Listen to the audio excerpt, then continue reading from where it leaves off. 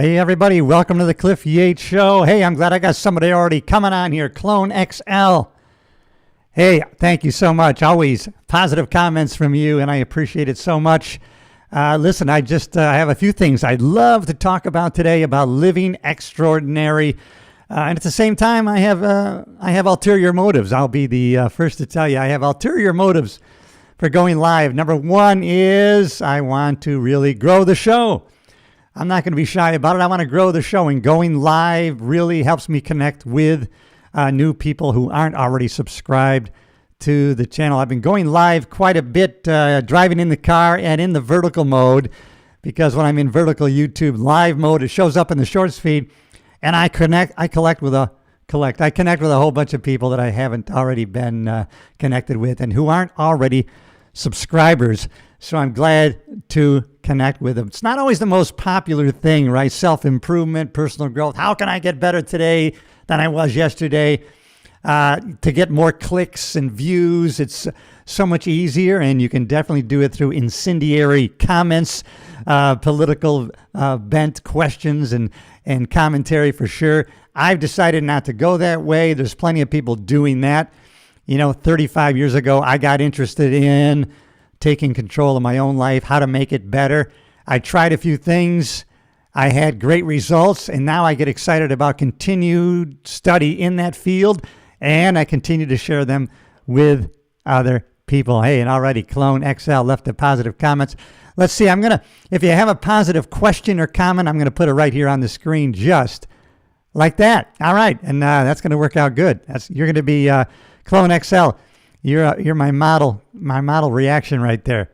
That's my overlay for the collection of comments or questions. So if you don't have any questions, I actually do have about 10 questions from my mastermind group that I connect with.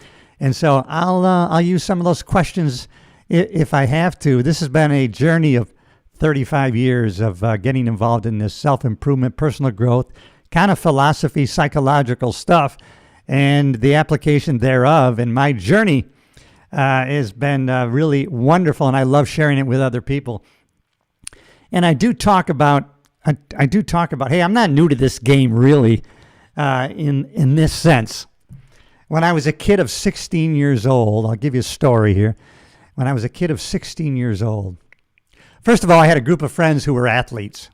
They were athletes. I loved them. They were on the football team. They were on the basketball team, and I think because I would make people laugh in class, in the lunchroom, I started developing rapport and relationships with the different sets, right, of tribes within high school, right? You have some nerds, some druggies, the jocks, and so I was interacting with everybody, and I think I did it on a purposeful mission to try to make friends and fit in, because I was thankfully made fun of a lot because of my skinniness, and that's something I didn't want to be, but I was. And I think that really invigorated me to try to connect with anybody and everybody that I could and be accepted into these tribes. And so I wanted to play football. I tried to play football. Man, people ran right over me. I had cleat marks on my face, and I wasn't fitting in. Those weren't my gifts. Right? People will say your gifts will make room for you. I think that's in the Bible. Your gifts will make room. Find out what your gifts are and marry that with your passions and strong emotions, and you're going to thrive. So find out what those gifts are. I tried to play basketball. I loved playing basketball. I really had a passion for it. I used to shoot baskets in my driveway, age 15, 16, hour after hour. I became a pretty good shot. But then when it came time to try out for the basketball team, I didn't make the team. I was shocked. Wait a minute, no one practices more than I do shooting. But of course, there's more to basketball than shooting. I never really practiced guarding people or driving to the hoop, but I was a good shot. Well, that wasn't enough, apparently, for the coach, because he didn't pick me for a player on the team. But shortly after, he came to me. The coach came to me. See, here I went, tried to be on the team, and then they came to me, because they knew my gifts. They said, hey, would you like to call the games? We will provide you with a microphone, a mic stand, and you can be right there between the bleachers, and we'll have you call the games. And I go, what? I would love to call the games. See, that was where my gift was. I didn't have to study communication or broadcasting, I knew how to work around a microphone. And I had already delved into stand-up comedy a little bit, best I could. And so I wasn't consciously aware that was one of my gifts, but as soon as the coach asked me, I was in, boom. So here I had, went after the football position, got killed, didn't make it. Hey, I went after the basketball position, got killed, didn't make it, right? Then the basketball coach came to me. How would you like to call our games? That's how you can be of service to the team, right? To be of service. That's where the pleasure, that's where the sweetness in life is. Be of service. And the more service that you bring to the marketplace, the more money will come. Don't pursue the money, right? Pursue the service. Money will follow.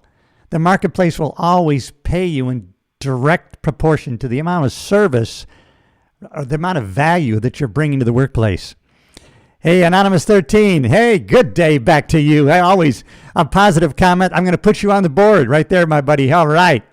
Glad to have you aboard. We're doing a little live today, a little live streaming, right, in the horizontal sense. I've been doing. I know I see you sometimes in my vertical streams, driving in the car, and that shows up in the shorts feed. But now we're going horizontal tonight, so I'm glad you're here. Anonymous 13. Always a positive comment, always a positive reply. I appreciate everybody who has the guts to engage, and especially positivity. Not always easy, not always common in today's world. And I was just telling the story, Anonymous 13, in high school, how I'm not really new to this game, and I was trying to get to the fact. Well, I was getting to the fact that I didn't make the football team. I didn't make the basketball team, but they came to me, the basketball coach, and said, "Would you like to announce the games?" What? Of course I want to announce the games. And then I applied. I auditioned for 2 school plays. Got picked for the plays. See, that's where my gifts laid, right? We have to find out what our gifts are. Gifts will make room for us. And if we can marry our gifts with our passion, hey, we're going to thrive. Oh, get out of here. I'm not more amazing than you. You're amazing 13. You know what? You're amazing. You have greatness within you. I have more confidence in your abilities than you have in yourself. And you know what? I enjoy telling people like you that message. Because you know what? Although we shouldn't be doing things, right, for people's validation, I don't need your likes or your clicks. We shouldn't be doing things for that. But I have to say, a word of encouragement. I'm shallow enough that a word of encouragement bolsters me. It seems to always come at the right time. It means a lot to me. And I always keep that in mind when I'm giving that out to other people. And so I give it out to everybody that I come in contact with, even if it's the gardener outside my door. It's going to be a smile. Hey, how are you, man? You're doing great work here. Now, I don't know. Sometimes I don't know what impact that has. All I know is it doesn't cost me anything, and it probably means a lot to that person. And if it does, it doesn't matter. I'm going on to the next person. It's just like being honest, right? When you're honest, you don't have to think about it all the time. If you're a liar, you always have to keep track of your lies, and you're going to get caught up. Well, the best policy is honesty. Why? It's so much easier. It's so much simpler. It's so much better. It's so much more authentic. That's another reason. Second reason, not only to grow the show, I like to go live because really with all the AI-generated BS that's out there and you can't tell what the hell's real and what's not, well, then I like to go live to show, hey, this is authentically me. This is not AI generated. There is no, actually today I have no notes. I made a couple of slides we're going to go over, but I have no notes per se.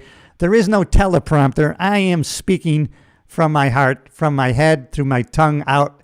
And so the mistakes will be left in.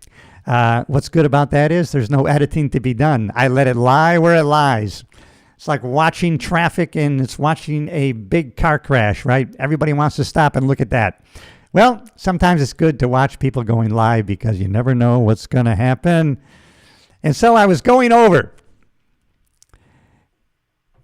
Oh, man, I got to put you up, my brother. No, listen, you help me every day. Oh, my goodness. Hey, prayer back to you. You can't imagine. And this is no BS. This is no BS.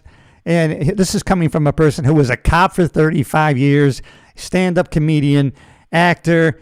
And, sometimes you wonder, is my contact having any positive impact? Maybe I should go in another direction. And then listen, Hey, guidance.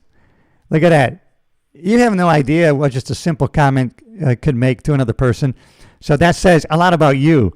The fact that you would say such a kind response. You help me every day. Thank you, my brother. That really means a lot. And that's, as I was saying, I keep that in mind when I try to put that out to other people. I was playing tennis with a man named George 2 days this week. 82 years young, this guy, George. And he's a good guy. And he lived in California for a while. And so we had some connection there because, being from California originally. So, we talk about California politics and everything. But I was encouraging him 3 days ago. I was encouraging him about his tennis. And he was playing great. He's 82 years old. The guy's running around, right? And he was saying, I'm not playing that well today. You're playing fantastic. And so anyways, at the end of the day, he says, Cliff, you know what? You make me play better. I love playing with you, and you make me a better player. And I go, what the hell? Just that little comment. And as I was saying, we shouldn't do things fishing for compliments or comments, but the value that they have is tremendous. And the fact that they're kind of rare nowadays, or I don't know if they're rare, or if you're looking on social media or videos or YouTube here, maybe it's rare there. But I think really, out in the real world, maybe it's more prevalent than we think. And we get kind of caught up in the daily 24-hour news cycle where they have to throw blood and guts in our face to get our attention, keep us on the platform. And so maybe it's not as rare as we may start to think. But hey, thank you everybody for the positive comments. But George made that comment. I'm telling you, he made my day. And like I said, we really shouldn't do things for validation, right? We shouldn't make that the motive for doing things. But you know what? An encouraging word that bounces back to us, man, it means a lot. I know it means a lot to me, so that's why I try to give it out, right? I try to catch people doing something good. I try to catch people doing something great and tell them about it. Do I get any money from it? No. A lot of times, what do I get? I get a smile back, maybe. You know what? A positive comment. First of all, having a positive impact on somebody else to the point where they say, hey, you know what? You had an effect on me, and it's put me in a positive direction in my life. There's no greater joy than that. And I don't know how I got into recognizing that or learning that, but somewhere along the way, I did. And now I utilize it all the freaking time. I was at a wonderful restaurant called Frigga's the other day, Waterfront Bar and Grill. It's a great place. But I was watching one waitress, not for that reason. All right, I was watching a waitress, working, and some people came in.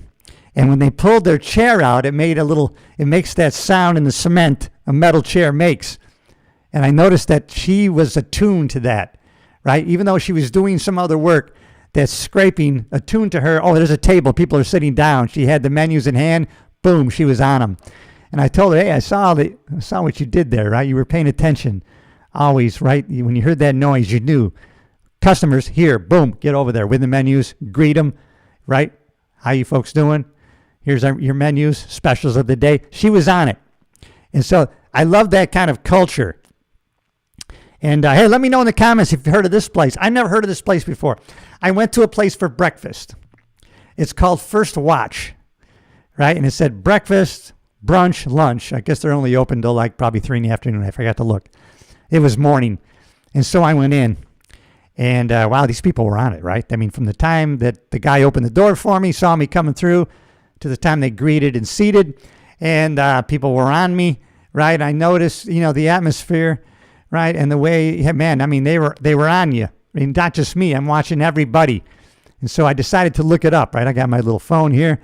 I got my phone here, so I'm looking, and I'm checking them out. First Watch. What's the history of this place? First Watch started in 1983 in California. Their first store, 1983, and in 1986 they moved their headquarters to Bradenton, Florida, and now there's over 600 of these First Watch breakfast, brunch, and lunch places. And it says on their website, right, we operate from a culture of you first. And let me tell you what, they do. And I left a picture on Facebook about my visit to First Watch. And then, oh man, I had all sorts of comments, which, hats off for them, because every comment was like, "We have them in Tennessee. We love them. We got them here in Texas. They're great." So First Watch, that was my first trip to First Watch, and it's been down the street from where I'm at right here in Melbourne, Florida. It's been here since I've been here. So, and then I just happened to stop in. They're located right in front of Sprouts, and which is good, because it seems like their menu is geared towards really healthy, organic stuff. Although all breakfast, brunch, and lunch, which I like. So First Watch, if you haven't gone to one, check one out, man. They are great. But let me get back to where I was about, this is not a new game for me here, although I'm loving it. I love it. I'm going to tell you why. When I was a kid, 16 years old, if you've heard the story, hear it again, right? Repetition is the mother of skill. And I used to love taking my dad's 60 millimeter movie camera out, and I would, record scenes. I mean, I actually would set up, there was no way to edit, right? I mean, you'd have to splice the film. You have to cut it, and you'd have to have a viewfinder. And I actually looked into it. It was too expensive, even though eventually I did get one. But, so then I would kind of film on the go. I would edit as I shot, okay, here's a scene, cut. And then I would record over here, and I had like my neighbors. I would create, little movies. And then I had to take that film right down and get it developed. So in 7 to 10 days, I would get that film back, and then I'd have to feed it into the projector, right? And then I would I had a screen. I got so excited when I had one of those screens, right? And then I would show my movie to my mom, dad, and my neighbors, right? And I enjoyed the whole process, from filming, editing while I'm on the shoot, creating scenes. I was doing lighting, setting up, I had stage work, put the chairs over here. You guys are going to come in from here. I had my neighbors, hey, you bring a shotgun, and I was setting up all these, no sound, silent films here, and no sound, no editing yet. I was loving the process of filming, and I was able to show it on a projector, family, friends, as time went on. So now to be able to turn on this camera here, broadcast live like I am right now to the world, by the way. Anybody in the world on YouTube can come across my live broadcast here and check in. And it's been never more evident than in the last few days when I'm going live vertical mode, right? In my car, I got a little thing that hangs from my rear view mirror, my rear view visor. And I had somebody yesterday from Vietnam. The day before, they were from South Africa. And, oh my God, when I was up in Philadelphia, somebody from Greece piped in. There's never been a better time to be alive, not only as a creator, but for everybody, to be able to connect with people around the world. Okay, let's face it, the best way to connect with people and communicate and interact with them is really one-on-one. Let's sit down, have a cup of coffee, or just like we did in the old days when I was a cop in the 70s, right? Mom, dad, we'd sit down at the kitchen table, right? Cup of coffee, have conversation. What happened on your last shift? What happened? Hey, what happened here? We'd laugh and tell stories, sometimes over and over again. Not much happened. Let me tell you the story again. And we would talk at the table. And so obviously that's the best way, if you can meet somebody for a cup of coffee, lunch nowadays. I think people are going back to that way of communicating. I think people are really, really getting off the dating sites, and they're, you know what? I want to meet people organically, either at the church, at the club, dancing one-on-one. And so people are just reverting back to old school connecting. So of course, that's the best way if you can do it. But all in all, still, we should utilize our technology. So the fact that your loved one can be halfway around the world, and you can FaceTime with them real time, simultaneously. Hey, what are you doing? I see you're by the pyramids. Wow. Show me. Bah, bah, bah. You know what? You actually are connecting. You see their face. You see their eyes. It's so much more than a phone call and a voice. To see the face is unbelievable. It's just amazing. It's never been a better time to be alive, right? I mean, maybe whatever time people are in, it seems like never been a better time. But this has never been a better time for sure. And today we're talking about living extraordinary lives, man. I mean, it's just because we have the power to do it. We have the power if we claim that power. You are your own worst enemy, and you are your savior. Besides your Lord and Savior, you are the answer. to all your problems, and you are the cause of any problems, really. Well, not the cause, but you're in charge of your response to things that happen. And in general, our outside circumstances definitely are a reflection of how our internal thoughts are. Hey, oh man, wait a minute now. I got another wonderful comment. Okay. Hey, my day is complete. I got to hear you. Oh my God, wonderful. W1R. Well, you topped the last one. Everybody, you know what? I love the comments I've been getting, but now you touched my heart. So you get the prize. All right, love back to you. That is such a wonderful thing. Like I said, little statements like that, I'm telling you, although we shouldn't do things or act in a certain way, fishing for such things, once in a while when you get something like that, it just makes your day. For me, it usually comes just when I need it. Just when, I'm not too, I'm open-minded, open-hearted, but not always vulnerable, yeah, but not always, revealing every little thought or true feeling I'm having, especially when I'm down. I don't like to bring that energy out there, but sometimes that's the way it goes. And just then, positive comment will come out just like wonderful. And their day is complete. Oh, man, that's so wonderful to hear. You bolstered my day. Hey, joy and happiness is the way to go. And that's what I'm going to talk about today, living extraordinary. And hey, listen, choose happiness regardless of, as a matter of fact, I was watching, it's called the Icon Company. Tony Robbins was interviewing the owner, and it's this, it's really 3D printing of housing. They're making these houses with a giant 3D printer where it really makes the house out of this material. It's really cement type material. And computer-wise, it just lays out row after row. And then eventually you have this big house made out of really out of cement. But then all the window spaces are in. It's a 3D printer for a house.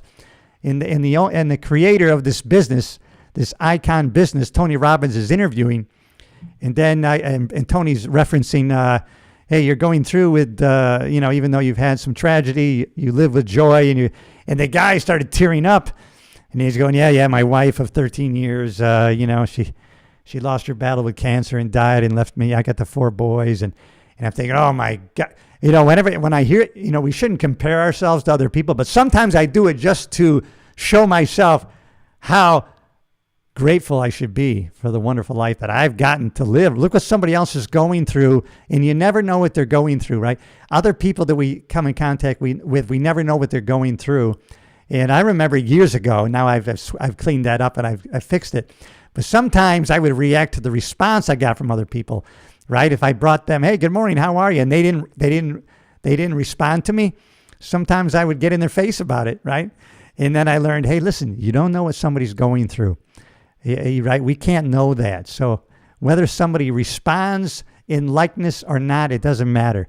I don't need hello back. I don't need a good morning back. I'm giving that out there, and that's a free gift by grace, not contingent about you responding in like. And so when you realize and you go forward, hey, and you know who first wrote about that? The 7 Habits of Highly Effective People. I forgot the author's name, but he told a story about that. He was on a subway car, and a guy was there with his 2 boys, and the 2 boys are running around yelling and screaming, creating havoc. And he gave the guy a look he didn't mean to, but the guy goes, oh, hey, I'm sorry, my kids are a little crazy, out of control. They just lost their mother today, and so I don't think they know how to handle it. I probably should reel them in. The guy didn't realize, oh, man, you never know what somebody else is going through. Man, I'll never forget that story, and I just keep it in mind every day that I'm out there, throwing out my joy and happiness, right, to other people's without expecting the same back in return. But every once in a while, people will give you a response back to, you know what? You are having a positive impact on other people. You are making a difference. And the absence of evidence is not evidence of absence. Sometimes things are happening and we don't see them. Sometimes we're having an effect and we don't know it and we don't feel it. And that's okay. But I go back to my filming. So now we get to connect with people all around the world. Hey, and I would encourage you too. All of you wonderful folks who are checking in with me today, listen, start your own YouTube channel if you haven't already. Start it. And you don't have to make it public. Make it private. Make it unlisted. For God's sakes, they house your videos for free. No matter how many you make, they will house your cost nothing. You got all your videos in one place.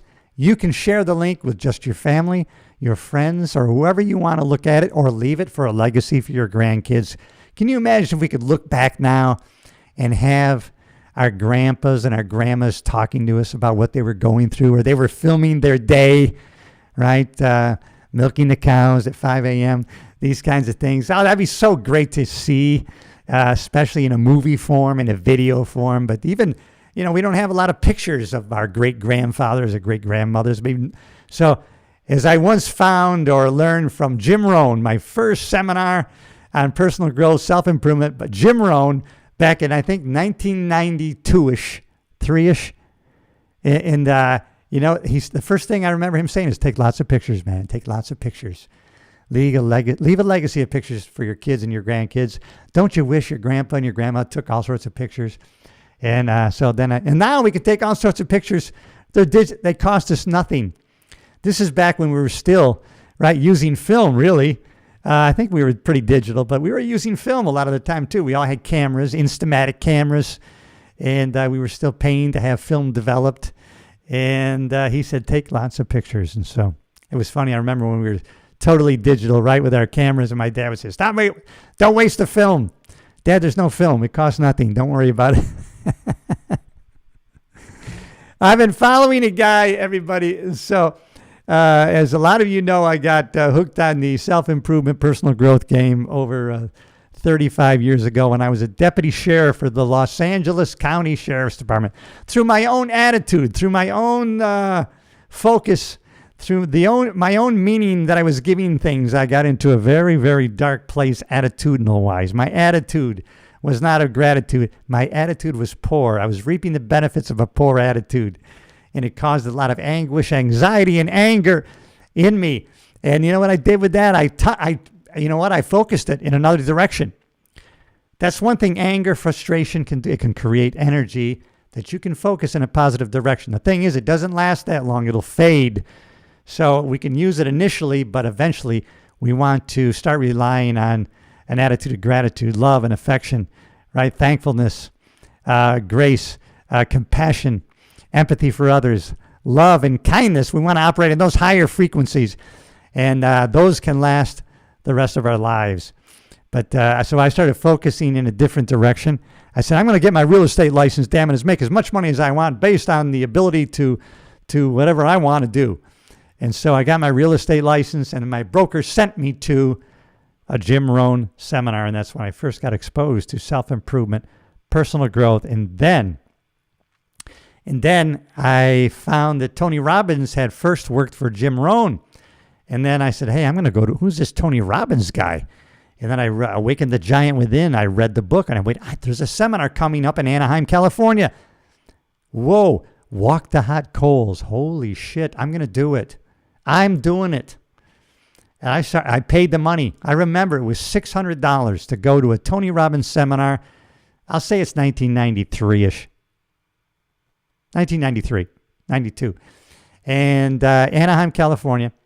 And so I remember telling people in the sheriff's department, I'm going to see Tony Robbins, Anaheim. Wow, it's going to be a great weekend. You paid $600 to hear somebody talk. I'll talk to you for nothing. What are you, nuts? Believe me, I had no support. Nobody was saying, high five, man. You're going to a Tony Robbins seminar. It's going to be great. Hey, I wish I could. I want to go with you. Nobody. I knew thousands of people on the sheriff's department. Nobody said, I want to go with you. This sounds like a good idea. They kind of said, you're kind of a fool.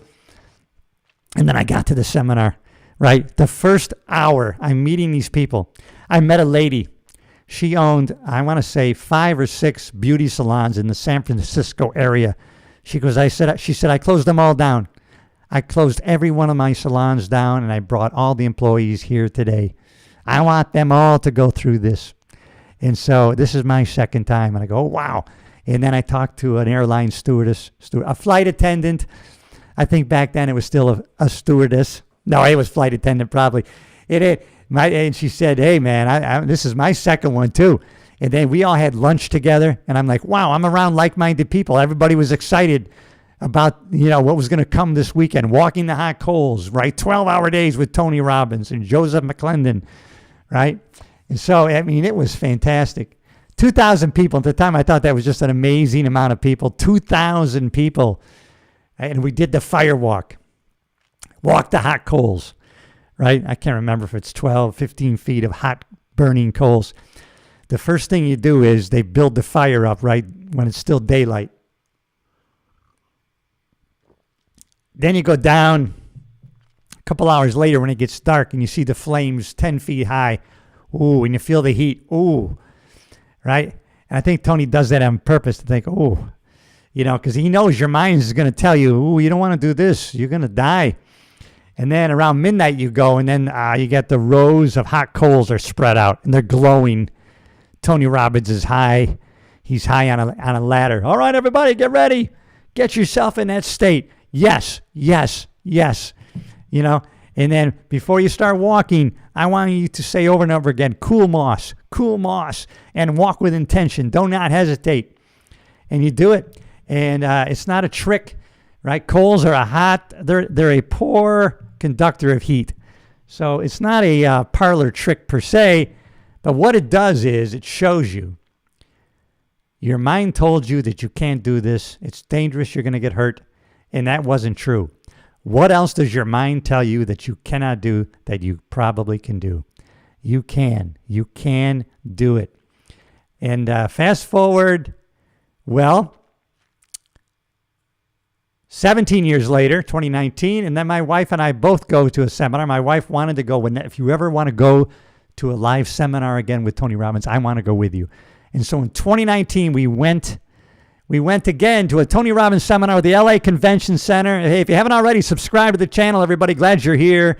If you're just checking in. And hey, here's something. At the end of this seminar, guess who showed up? But this time it wasn't 2,000 people. It was 15,000 people at the LA Convention Center. Tony Robbins, UPW weekend, Unlimited Power Within.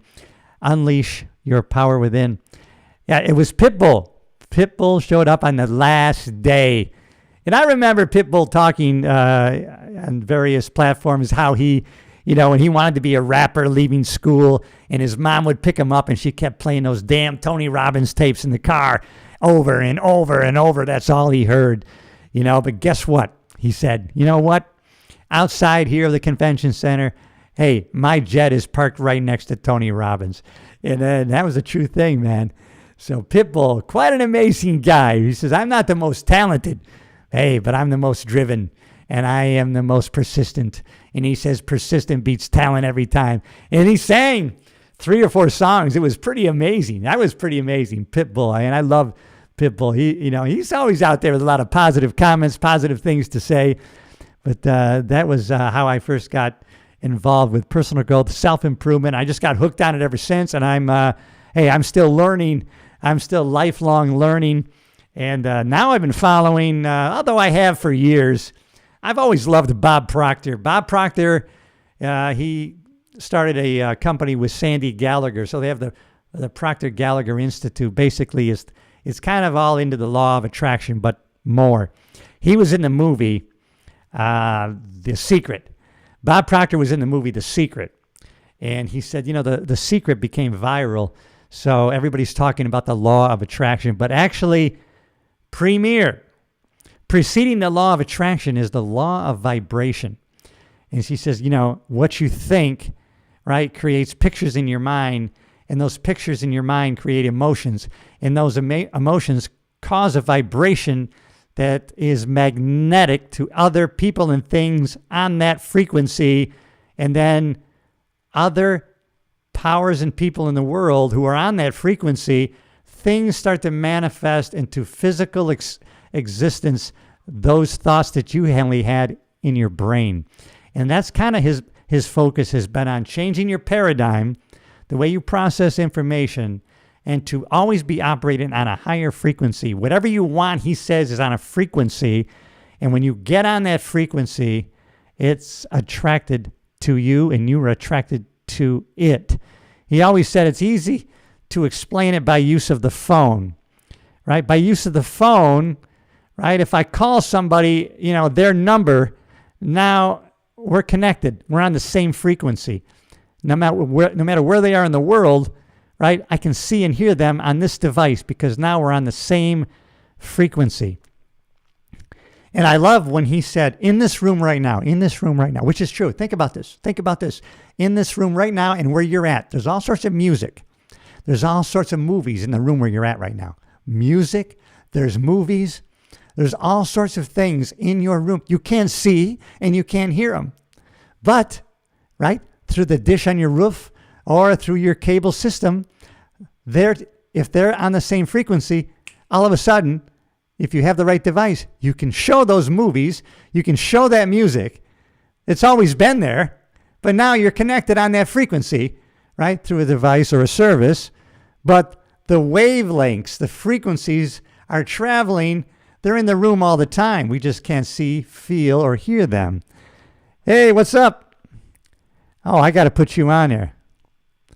Had a few moments. Thought I'd pop in. Hey, I like that. I like that saying pop in. All right, I don't know if I'm going to be cursing or not, but listen, you remind me of something I just saw from David Goggins the other day, right? He said, because somebody asked him, what are you training for? I ain't training for shit, but if something pops up, I'm ready. And so I thought about that the other day. I was actually in the gym when I heard that, and I was thinking the same thing, right? What am I training for? I don't know what I'm not training for shit, but if something pops up, I'm ready. Hey, man, I'm 68. I'm ready. If we have the bare arms and go to war, baby, I'm ready. I'm not shuffling around. Hey, I don't have a walker, and I'll pray for you if you do. But if you need me to fight, I'm still ready and ready to roll. I think of that story of Caleb in the Bible, man. He waited 40 some years, and then he was in his 80s when him and Joshua were going to take that land from the Canaanites. And he said, hey, I'm 85. I'm still ready to go. I got as much energy as I had when I was 40. Let's roll. And I hope I still have that energy when I'm 80. But I was telling you about Bob Proctor, who was in the movie The Secret. And it's interesting because he just died. It's been a few years since Bob Proctor died. But I was watching a video that he made where he says, hey, I'm 87. I'm still getting after it. I'm going strong. I got the business going. I'm driven to, create things and connect with people and to have a positive impact around the world. And then later I saw that, how old was he when he died? Oh, he died at 87. So, and I think he died like March or April. So whenever he made that video, he must have died shortly thereafter. But you know what? I'll tell you, that's not a bad thing, right? To live right until you die. I think that's the best way to go. And that's one reason why I want you to work out with weights. I want you to do some kind of exercise, progressive resistance. Because, when you get a certain age, sometimes strength and health-wise, there's a dip. There's a hockey stick. But it doesn't have to be that way. It can be like this. It can be gradual. You can make it gradual. We can actually live until we die instead of a steep decline, and then we're kind of in, a morbid state until we die. No. We can slow that curve, and we can live until we die. After my dad passed away, my mom ended up getting a boyfriend. He was 94 years old, and I'll never forget. He still played golf. He played golf till he was 93, and then he stopped. He had some problem with the shoulder, but then he was driving around, totally with it. Played euchre games, and what did he play? Sudoku. He played those mind games. I don't like Sudoku. I do other things. But I just remember that he was driving around town, going places. He liked to be in his car and drive. And then he took sick, and once he got in the hospital, he died within about 3 or 4 days.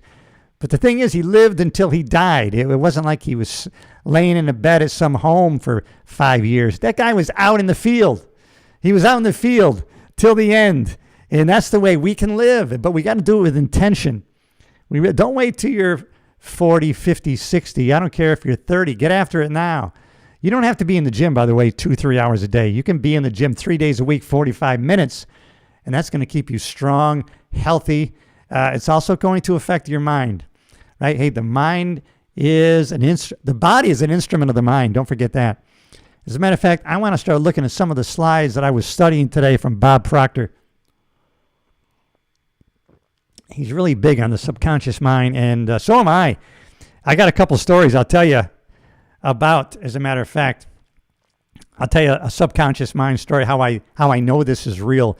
When you take a thought and you really marry it with strong emotions, and you put that thought in your subconscious mind, and you bury it deep in there, then things begin to happen that will cause that thought to manifest itself in physical reality. It was like 1983-ish. Was it 1983? I think it was 1983-ish.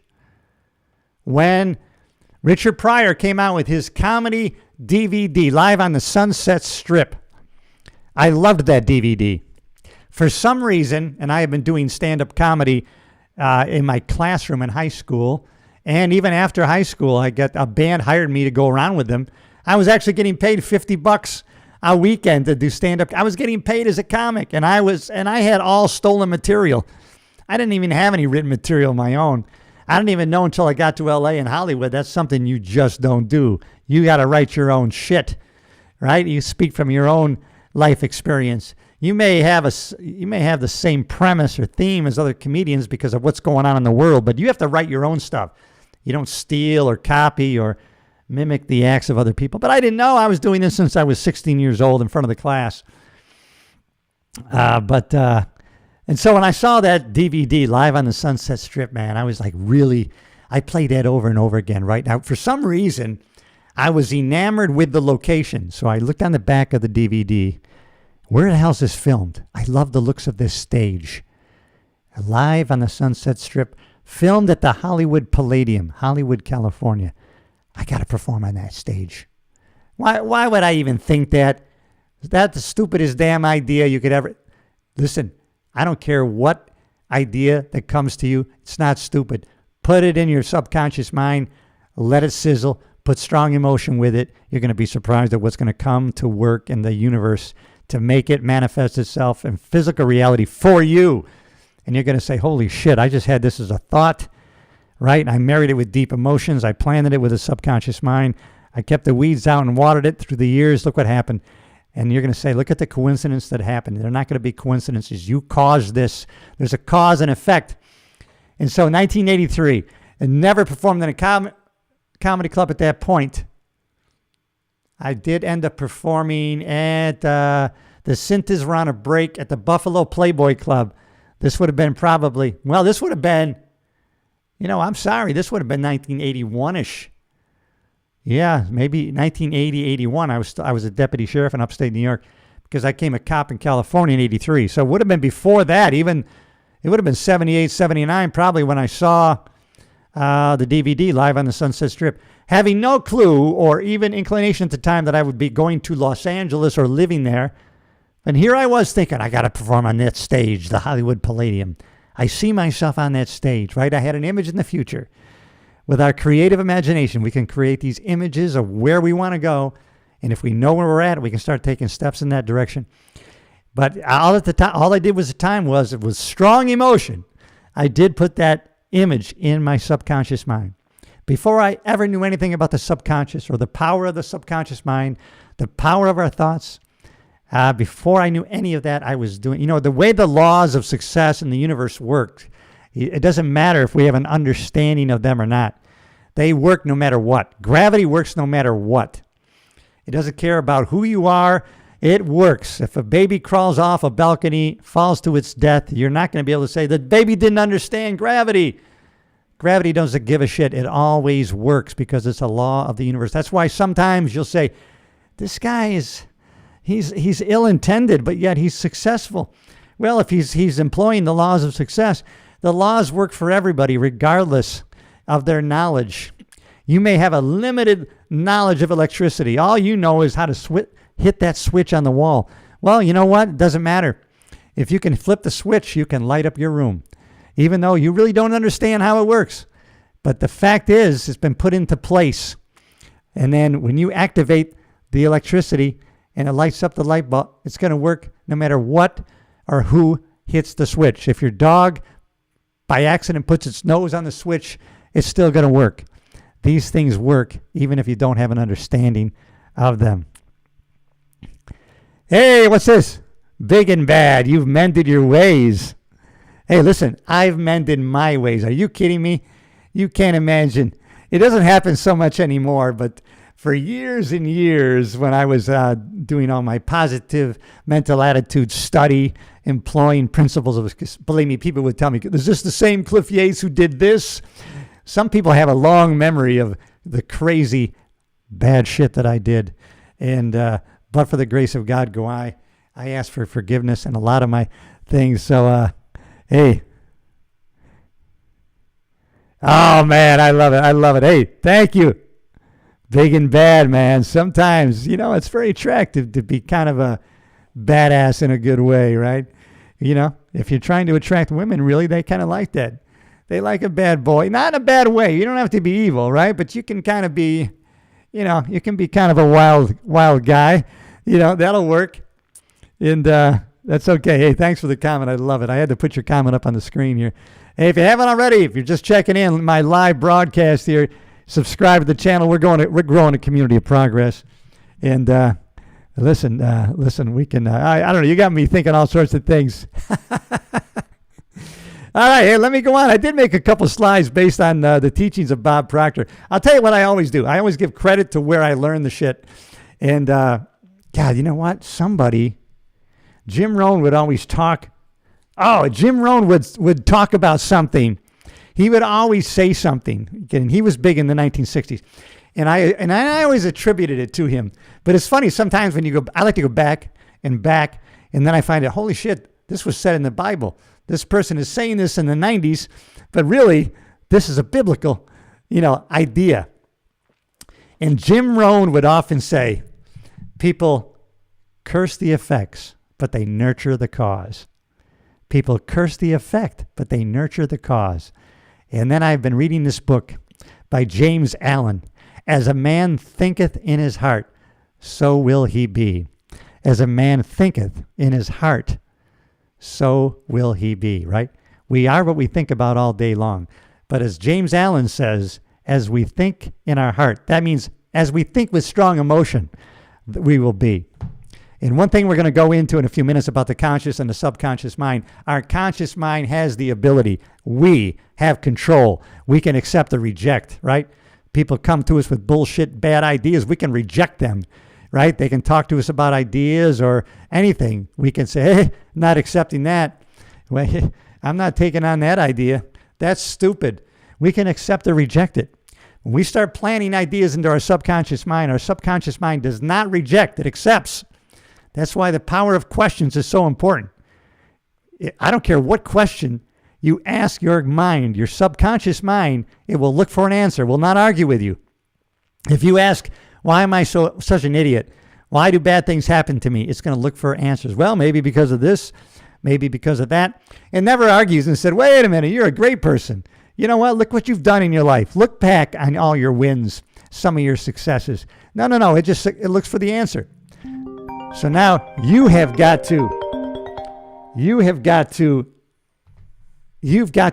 sorry, someone was calling me. I'm in a live broadcast. Don't they know I'm on a live broadcast? And I'm going to have to put that on airplane mode. But yeah, your subconscious mind is going to look for the answer. So what you got to do is change your questions. So when something happens, you got to ask, what's good about this? All right, another phone call. And change the power of your questions, right? So start asking, what's good about this? When something happens bad to you, right? You have a flat tire. Oh, man, why did it go flat now? I'm trying to get, now? Why? Why is this happening to me? That's not a good question to ask. That's not going to be an empowering answer. You got to ask, okay, what's good about this? If you have to, make something up. If you have to, make something up. All right, we had a call coming in. I'm on a live broadcast. I'll call them back. All right, and let me put myself on airplane mode here. There, I won't get any more calls. That was stupid of me. All right, But ask more empowering questions, right? What's good about this?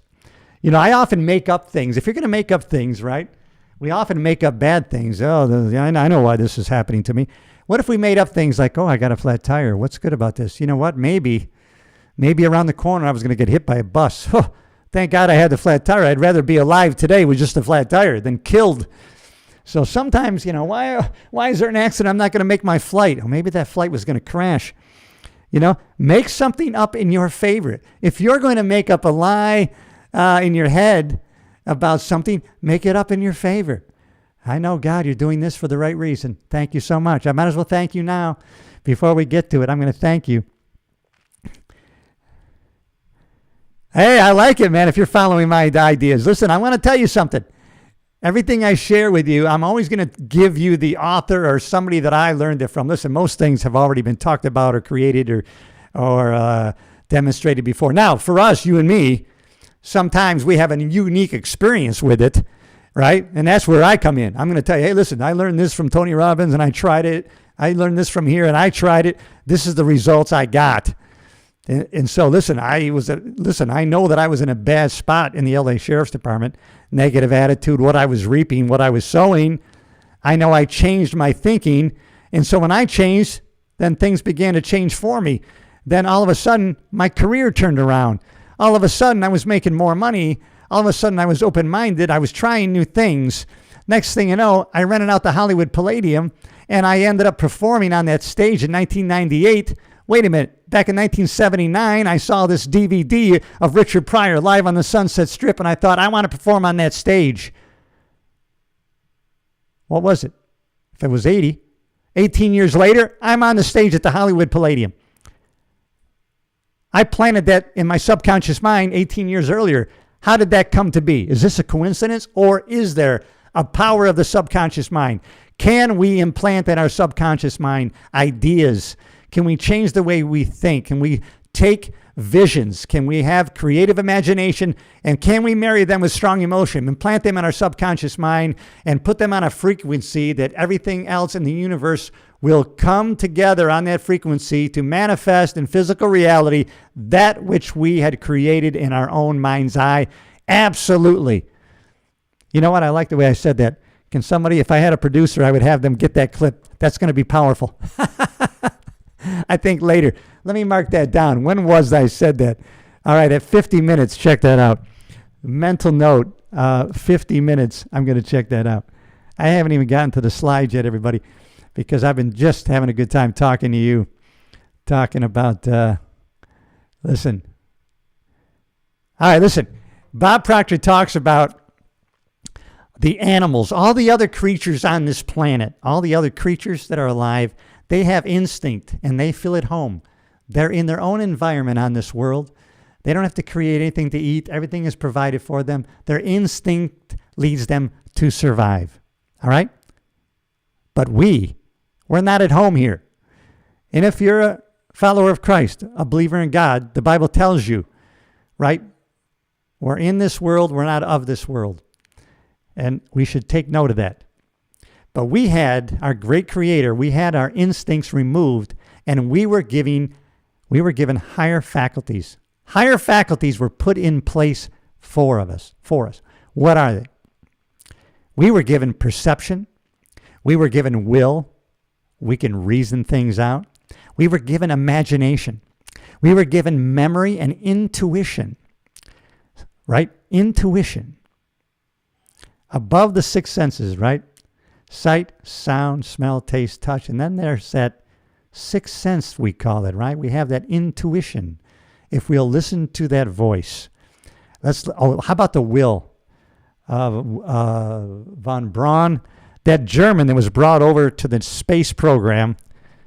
Don't get me going on the fake space thing. Let's just talk about the guy who was brought over for the space program.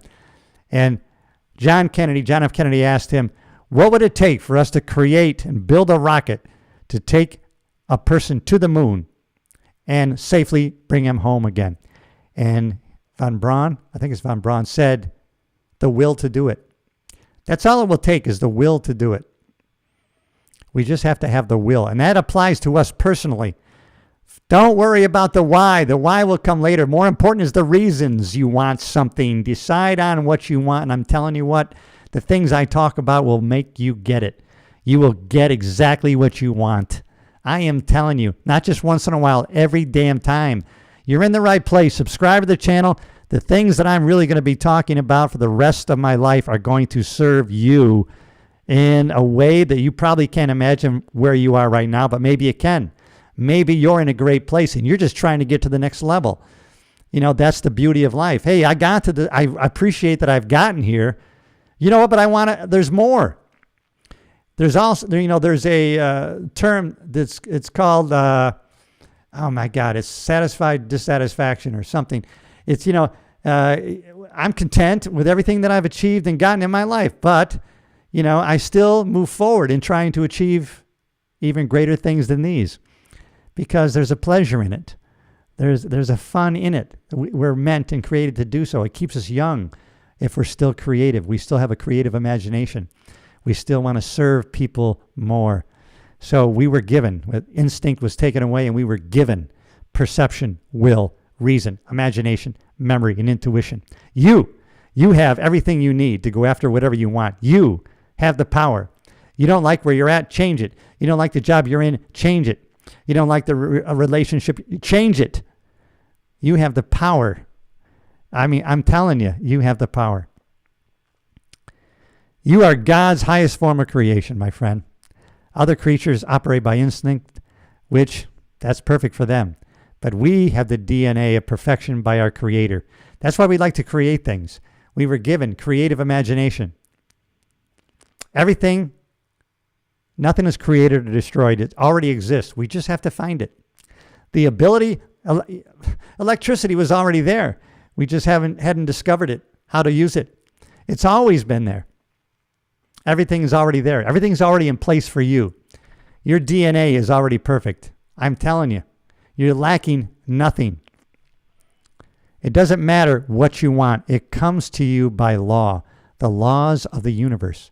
All you have to do is to get an understanding a little bit, a little more, this way and that way. And I'm telling you, you can employ these things and you can manifest so many great things in your life. And I've done it, and I get excited because I've done it, and I want to keep repeating it. And that's what we got to do. These lines here, they really represent frequencies, right? Those are frequency lines, right? There's lower frequencies, then there's higher frequencies. We want to be always operating on a higher frequency, right? A higher frequency of gratefulness, gratitude, right? Empathy, right?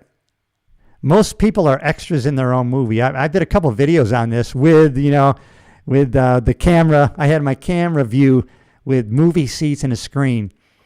You should be creating movies in your own mind. Sit in your own theater of your mind, right? Your self-image is so important, how you see yourself. I want you to see yourself as the star of your own movie, of what you're creating. You're not an extra. You're the star. You are the director and the producer. You're the writer of your own movie life, and there's only one. It goes by fast. Soon it's gone. Why not take control? You're the casting director. Cast yourself in the starring role. And if up till this point you've been working as an extra, that's okay, because anytime as the casting director you can change that and make yourself the star of the movie. Cast yourself as the star of your next feature. You're the creator, the producer, the writer, and you're once and for all, you're the casting director. Make yourself the star in your own damn movie. It's a hero's journey. You may get knocked down. You've seen great movies. All the great movies, the hero is going along fine, and then he gets knocked down. And whoa, he's getting back up. And that's a good thing, to see the hero getting back up. And he's almost up. He gets knocked down again. The important thing is, in the end, not only does he get back up, but he is the victor. And he wins. And then we roll credits. So until they roll your final credits, make yourself the star of your own feature film. You have the power. I'm telling you. You don't need me to tell you. You have it available to you right now. Start casting yourself as the star of your own movie.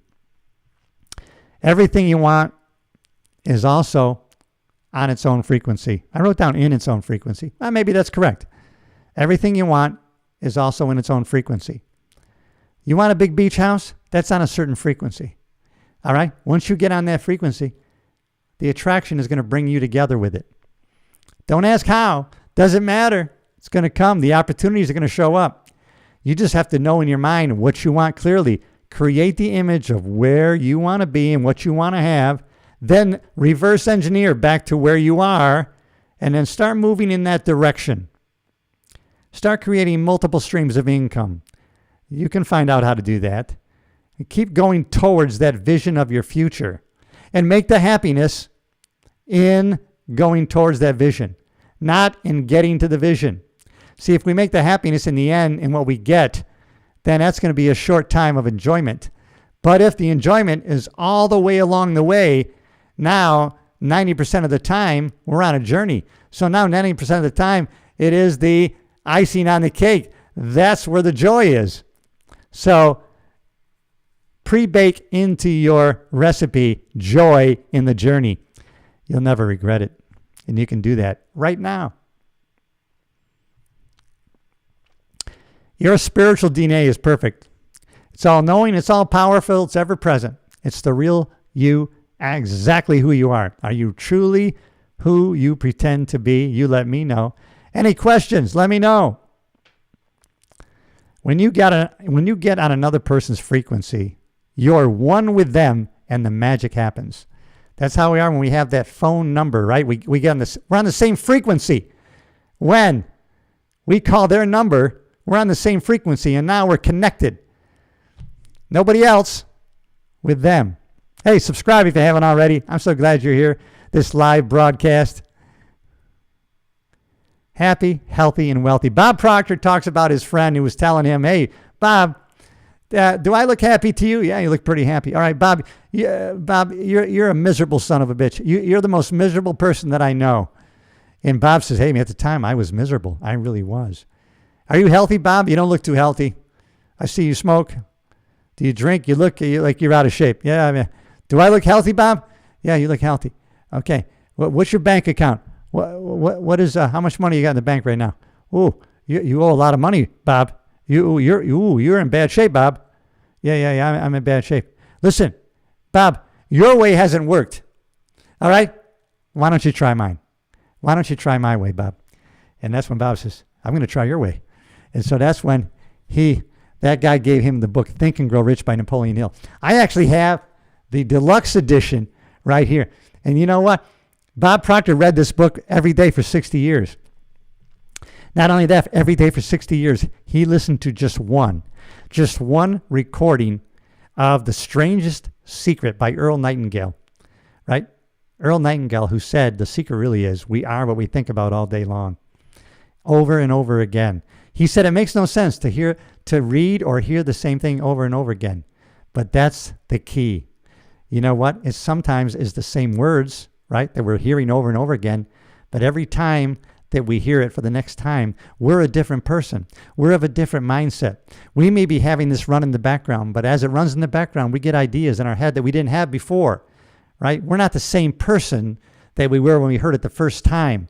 And we need repetition is that mother of skills, spaced repetition over and over again. And different ideas and thoughts are going to come into our head that are on the same frequency of that recording that we're listening to. I have it.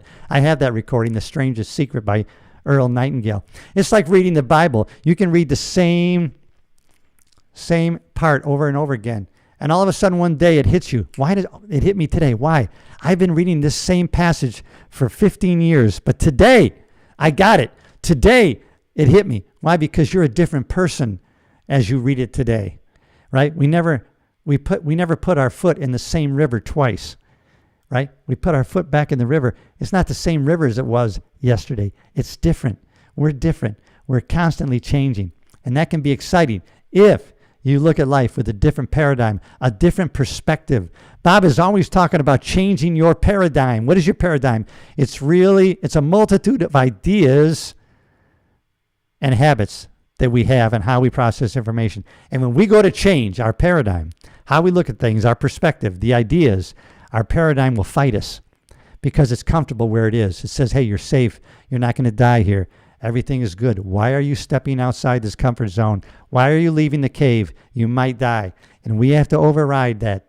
We have to learn to be bigger, be better, to expand our area of influence, and we can do it. And it's exciting. And that's the kind of things that I like to talk about. And you know what? Hey, everybody that chimed in, I so appreciate you. We had a lot of comments today, and they were all positive, and they were all wonderful. And but that's okay if they weren't. You know what? I'm a big boy, and I can handle it. But of course, I'm not looking for negativity. You know, so I'm glad I didn't find any today. So thanks everybody who left a positive comment here on this live broadcast tonight. And I don't know if we gained any subscribers. I hope I did. And if any of this information resonated with you, then you know, maybe I'll make this a podcast episode also. And hey, if you haven't already, please subscribe to the show. I got the Cliff Yates Show, but lately I've been going live and trying to, you know what, share what I learn. And I am dedicated to lifelong learning. And if you haven't already adopted that philosophy, I think you should. You won't be disappointed. It's going to keep you young. All right, everybody, I'll see you in the next episode.